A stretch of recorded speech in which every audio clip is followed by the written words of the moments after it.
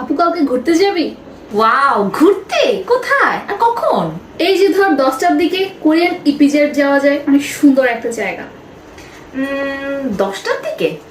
Okay, I will be there in time. মানে আমি বরাবর টাইমে 10টা বাজে পৌঁছে যাব। No wait, you're wrong. It's not in time, it will be on time. বরাবর টাইম মানে তো ইন টাইমই, তাহলে ভুল কেন? ঠিক আছে, ইন টাইম দ্বারাও বরাবর টাইম বুঝে, অন টাইম দ্বারাও বুঝে, কিন্তু এই দুটোর মধ্যে একটা ডিফারেন্স আছে, তা বলে দিই।